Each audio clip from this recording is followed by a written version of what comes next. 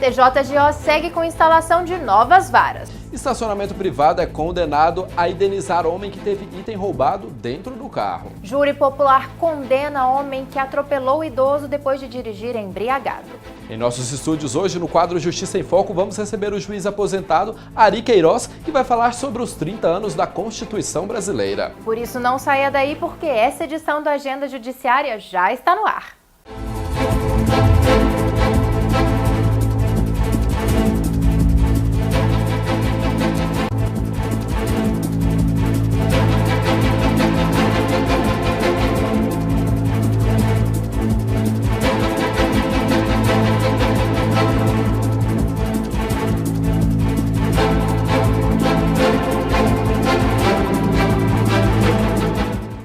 Olá, o Agenda Judiciária dessa semana começa mostrando para você que o Tribunal de Justiça do Estado de Goiás segue com as instalações de novas unidades judiciárias. Dessa vez, as comarcas contempladas foram as de Anápolis e Aparecida de Goiânia. Acompanhe.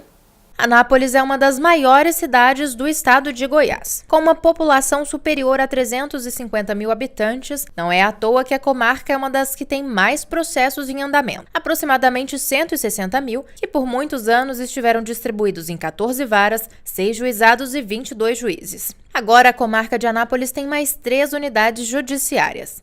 5ª Vara Criminal, Vara Regional de Execução Penal com atribuições relativas aos presídios estaduais e o Juizado de Violência Doméstica e Familiar contra a Mulher. A comarca de Anápolis, a cidade de Anápolis, recebe com muita alegria essas novas varas como forma de desafogar os processos e dar efetividade e agilidade aos processos.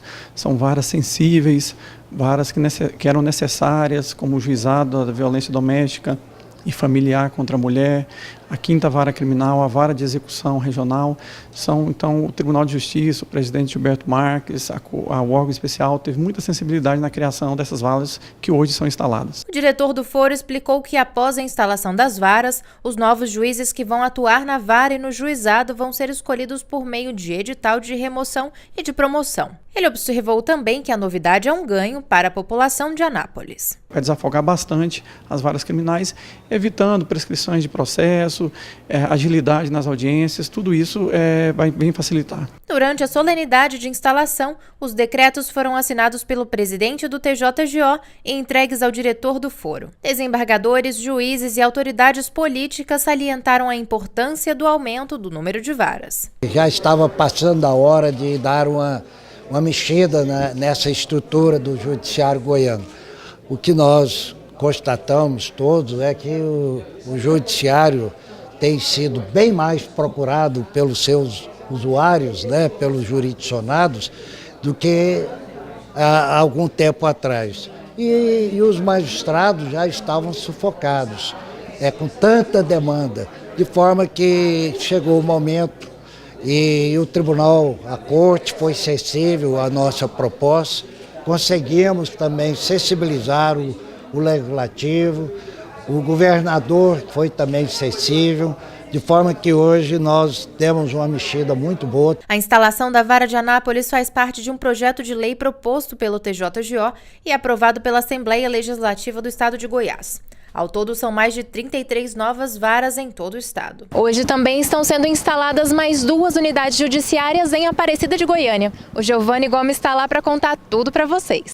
Isso mesmo, Érica. Aparecida de Goiânia é uma das maiores comarcas do estado de Goiás. Agora passa a contar com o Juizado da Violência Doméstica e Familiar contra a Mulher e também o 3º Juizado Especial Cível. O presidente do Judiciário Goiano, desembargador Gilberto Marques Filho, participou da cerimônia ao lado do Corregedor-Geral da Justiça de Goiás, desembargador Walter Carlos Lemes. Magistrados da comarca de Goiânia e de Aparecida também prestigiaram o evento. O Juizado da Violência Doméstica ele vai retirar do acervo desses juízes criminais que trabalham com todos os tipos de processo de réu preso, de roubo, furto, crime organizado, vai retirar em média de 800 a 1.000 processos de cada juiz desses, colocar numa vara especializada, Então vai aliviar um pouco a carga de trabalho do magistrado e da vara, que vai ter possibilidade de processar mais rápido os outros tipos de ação penal, principalmente do réu preso, e ao mesmo tempo os processos de violência doméstica, que estão ficando um pouco paralisados e mais morosos aqui, vai ter uma resposta mais imediata para a comunidade aparecidense, o que é muito relevante, vez que é uma matéria muito importante a violência doméstica. Já quanto ao juizado especial cível, eu também já pontuei várias vezes, nós tínhamos aqui apenas 2 juizados especiais cíveis, né, recebendo o dobro de processos, por exemplo, da comarca de Anápolis, que tem 4 juizados cíveis. Então são apenas 2 juízes trabalhando com 800 processos novos por mês. Essas audiências dos processos novos aqui estavam sendo agendadas, as audiências iniciais, para depois de 2018, 2019, 2020 já com a pauta.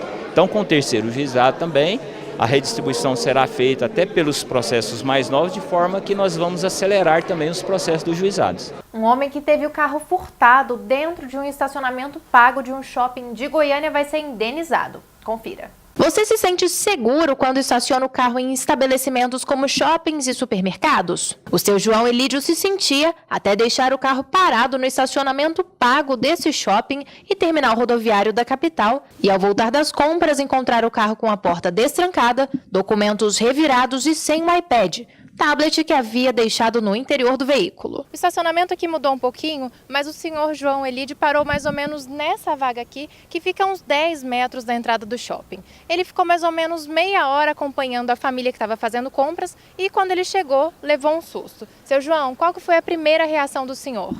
Aqui nós procuramos o segurança do shopping. E isso foi muito bacana, aí orientou a gente como é que tinha que fazer e falou para a gente conversar com o pessoal que é responsável aqui pelo estacionamento.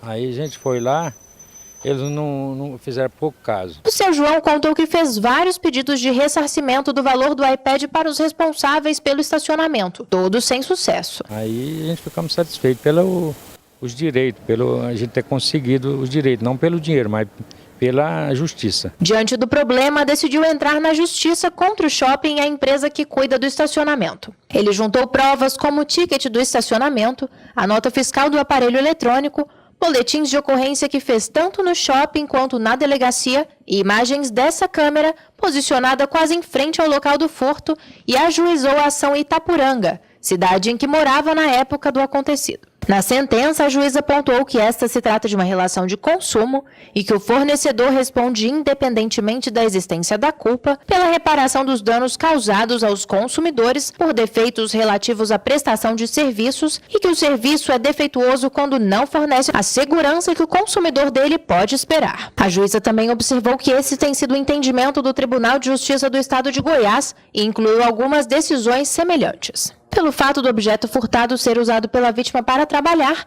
a juíza determinou que apenas a empresa responsável pelo estacionamento deve indenizar João Elídio em mais de R$3 mil por danos materiais e R$5 mil por danos morais. Agora, como prevenir é sempre melhor que remediar, ele disse que nada de deixar objetos no carro mais. Quando a gente sai, a gente vai lá, confere tudo direitinho, mas a gente não deixa celular, não deixa mais nada. Então agora a gente está com mais cautela. Agora é hora da gente conferir algumas decisões tomadas pelos magistrados goianos. O município de Nova Crixás deve se abster de aprovar parcelamento de solo urbano. O município de Nova Crixás não deve mais aprovar qualquer parcelamento do solo urbano ou condomínio fechado nas áreas de preservação permanentes, com a extensão de 500 metros do Rio Araguaia, do Rio do Peixe e suas lagoas marginais, bem como do Ribeirão da Chapada, sob pena de multa de R$500 mil por aprovação. A decisão é do juiz substituto Juliano Moraes Alberici, da Vara das Fazendas Públicas da comarca. Servidora que não cumpriu carga horária deve devolver valor das gratificações. A juíza Mariana de Queiroz Gomes, da comarca de Mozarlândia, condenou uma servidora efetiva municipal por improbidade administrativa por não cumprir carga horária referente ao cargo de chefia para o qual foi nomeada. Reneudes Rodrigues era filha do então prefeito da cidade e foi nomeada para o cargo de coordenadora da saúde bucal com carga horária dobrada ao que exercia. Mas, segundo a investigação do Ministério Público, não foi cumprida. Por isso, a mulher deverá devolver todas as gratificações recebidas mensalmente que foram acrescidas em seu salário no valor acima de R$72 mil e ainda pagar multa civil de R$145 mil. correspondente a 2 vezes o dano que provocou aos cofres públicos referentes aos 26 meses em que trabalhou. Em processo separado, ela também foi condenada penalmente, bem como a secretária municipal, que validou as folhas de ponto. TJGO mantém decisão de não fechar ensino médio durante período noturno em Varjão. O desembargador do TJGO, Orloff Neves Rocha, manteve decisão liminar da juíza Alessandra Cristiana Oliveira Rassi, que determinou que o estado de Goiás deve manter turmas de ensino médio no período noturno no Colégio Estadual José Cipriano, na cidade de Varjão, sob pena de multa diária de R$1.000. A gente vai agora para um rápido intervalo e volta já já.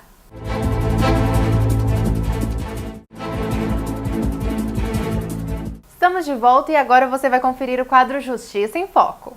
O Justiça em Foco de hoje recebe aqui em nossos estúdios o Dr. Ari Queiroz, ele que é advogado e juiz aposentado, e hoje vamos falar sobre os 30 anos da Constituição. Doutor, primeiro eu quero agradecer a participação do senhor e falar que a gente convidou o senhor porque a gente sabe que o senhor é um apaixonado pela Constituição, não é isso? Eu tenho algumas paixões na vida, uma delas é de fato o direito constitucional. Nossa Constituição completa agora nos próximos dias, ou mais precisamente no dia 5 de outubro, completa 30 anos de existência. Eu diria de uma existência, infelizmente, meio tumultuada. Afinal de contas, ela veio para substituir uma anterior, a de 67, que o saudoso presidente Tancredo Neves dizia que era, aspas, tão remendada assim. Vamos fazer uma nova para substituir aquele de remendo.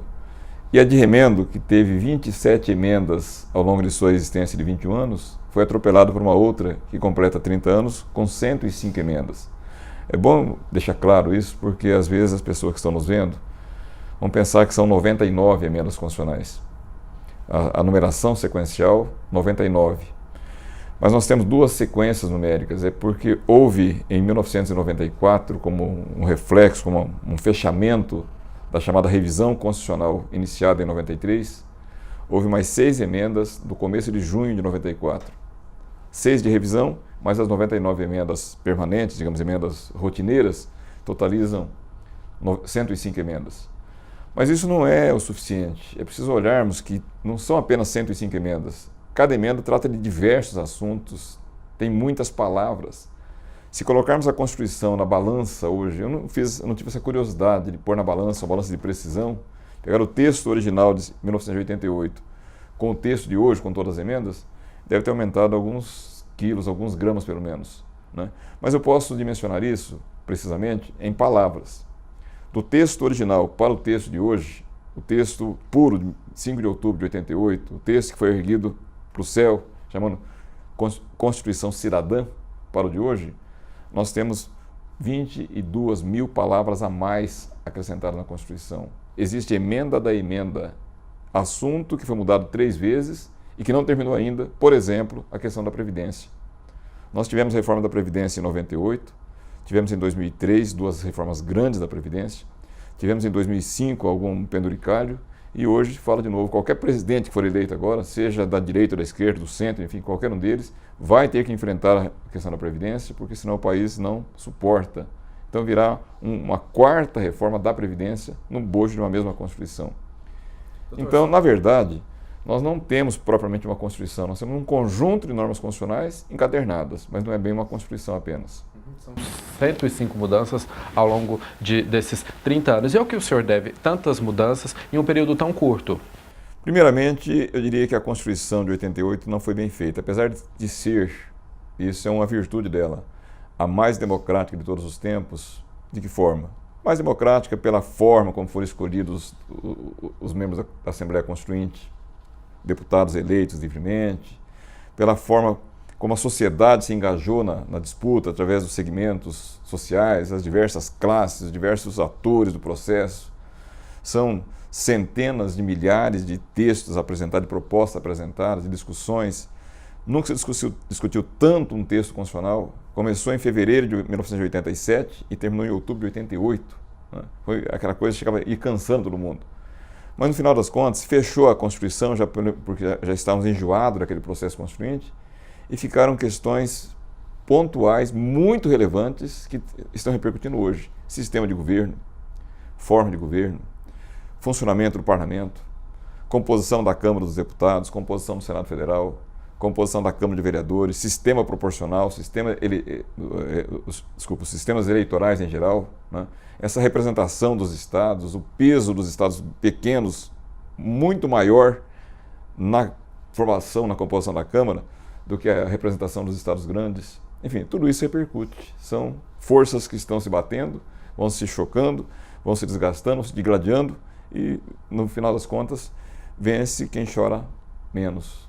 Quem chora mais acaba sucumbindo, ficando pelo meio do caminho. Doutor, o senhor já passou por alguns anos pela magistratura e o senhor, melhor do que ninguém, sabe que juízes interpretam de diferentes formas a Constituição. Por que o senhor acredita que ela dá essa liberdade para o magistrado interpretar de diferentes formas? Eu diria que essa liberdade não decorre da Constituição. Embora, claro, através de uma norma constitucional, talvez pudesse botar algum freio nisso. Mas eu não sei se esse freio seria salutar.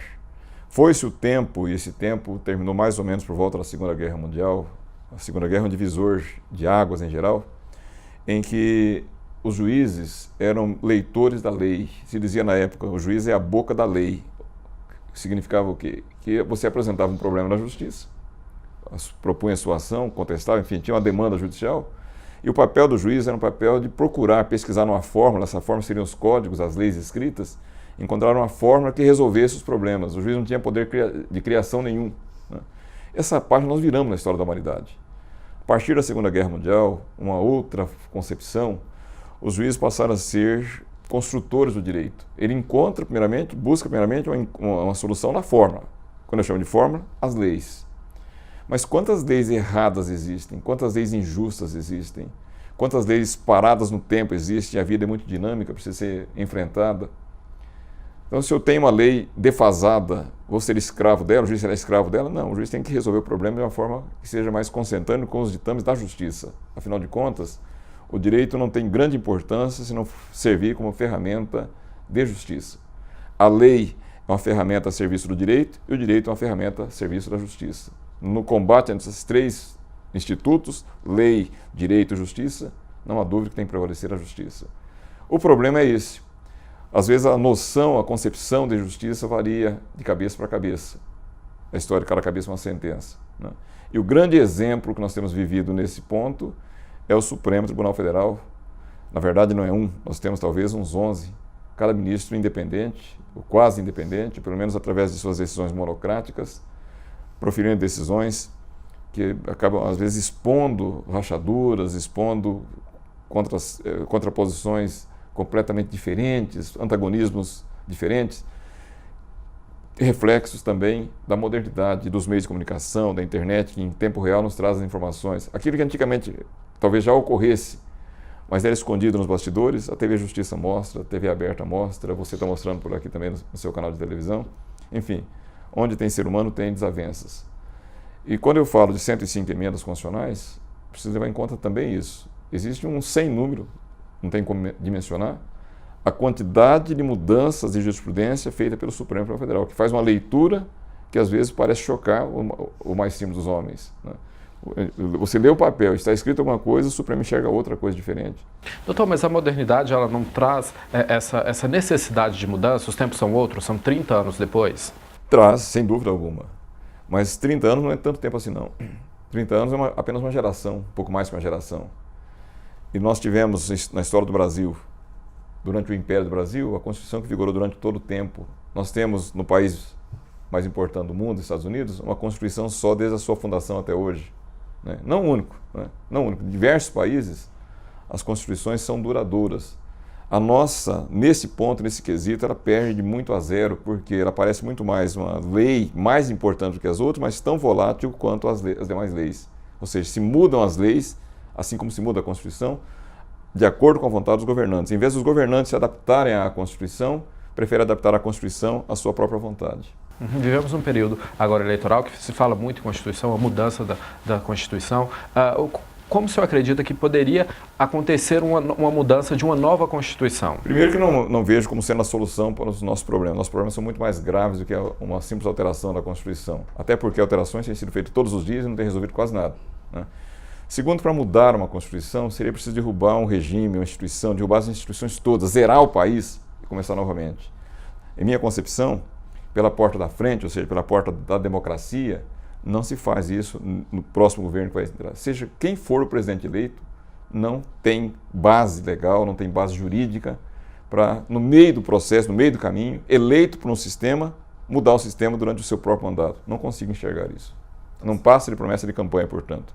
Tá certo, quero agradecer a participação do senhor e deixar aberto as portas do Justiça em Foco para o senhor retornar falando com mais assuntos com a gente. Obrigado. Essa foi mais uma edição do Justiça em Foco, a gente vai para um rápido intervalo comercial e daqui a pouco a Agenda Judiciária está de volta.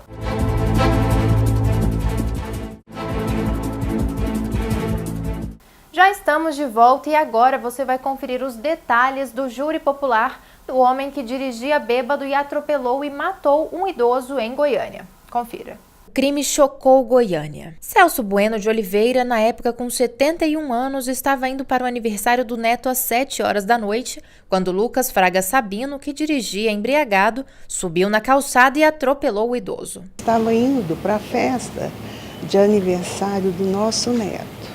Estava indo a pé, né? E foi a gente aguardando a chegada dele na festa e ele atrasado, a gente não sabia o que tinha acontecido. Foi quando a gente recebeu o telefonema dizendo que ele tinha sido atropelado, a meio quarteirão do lugar onde estava acontecendo a festa. O choque foi tão violento que um dos pés da vítima, que foi amputado no acidente, foi encontrado a 6 metros do local.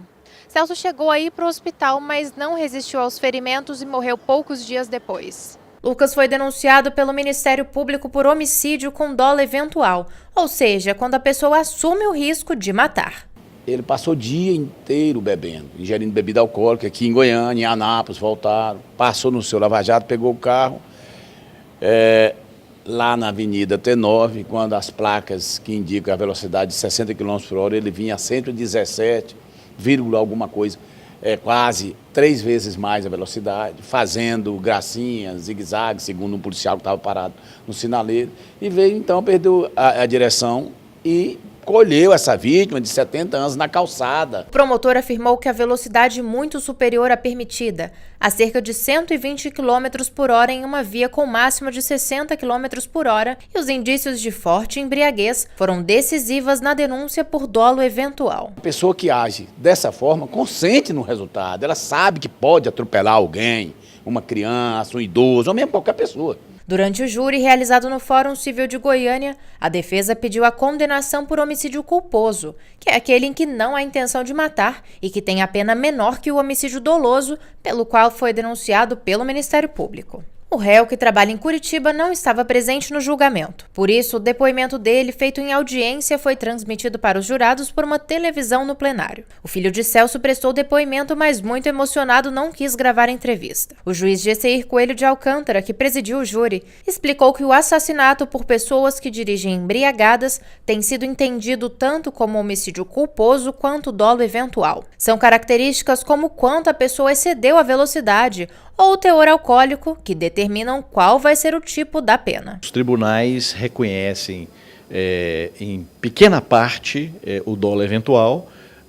Nesse caso específico, quando há uma embriaguez exagerada, acima daquilo que a lei permite, e também velocidade excessiva, então isso tem sim caracterizado o chamado dolo eventual, e normalmente, e como consequência, julgado pelo tribunal do júri.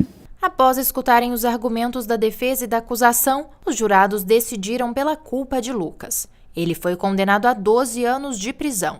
Há possibilidade de recurso, havendo, portanto, a definição desse recurso, confirmando uma futura condenação, nós então vamos determinar que ele cumpra aqui em Goiânia, que foi o local do fato. Entretanto, a lei dá a ele o direito de cumprir no local em que ele reside. Porém, isso é decidido oportunamente lá pela Vara de Execução Penal. E agora é hora de conferir os concursos disponíveis para a área jurídica. O Tribunal de Justiça do Estado de São Paulo abriu concurso para suprir 310 vagas para o cargo de juiz substituto. As inscrições podem ser feitas até o dia 16 de outubro pelo site da Fundação Unesp. Mais de 33 mil processos arquivados aqui na comarca de Goiânia foram descartados. Acompanhe. A diretoria do Foro da Comarca de Goiânia realizou o descarte de 33 mil processos judiciais que estavam guardados no depósito público da Comarca de Goiânia, localizado no Parque das Laranjeiras. O trabalho foi realizado pela Comissão Permanente de Avaliação Documental, pela diretoria do Foro e pela Secretaria de Gestão Estratégica. A expectativa é que todos os processos posteriores a 1991 devem ser descartados. E chegou a hora de você conferir o que acontece nos próximos dias no Judiciário Goiano. No dia 15 de outubro, às 10 horas da manhã, será implantado na comarca de Posse a 2ª Vara Mista. Às 16 horas, na comarca de Formosa, será implantada a 3ª Vara Criminal e a 4ª Vara Cível. No dia 16 de outubro, às 10 horas, será implantada na comarca de Planaltina a 2ª Vara Criminal. Já às 15 horas, na comarca de Águas Lindas, será implantada a 3ª Vara Cível e a 3ª Vara Criminal. Já na quinta-feira, dia 18, na comarca de Jataí, será implantada a 4ª Vara Cível. O Agenda Judiciária já está chegando ao fim, mas antes a gente tem um recadinho para você. Não é isso mesmo, Érica? É isso mesmo, Giovanni. O juiz Liciomar Fernandes convida a todos para um evento que vai acontecer no dia 19 de outubro, no auditório do Fórum Cível de Goiânia. Pois bem, quero convidar você, magistrado, incluindo juízes, desembargadores e também assessores de juiz e desembargador, para no dia 19 próximo de outubro, onde teremos um evento, um workshop, Judicialização da Saúde CNJ. Contaremos com a presença do conselheiro Arnaldo Rossepian, que nos trará alguns temas ligados à saúde e à judicialização.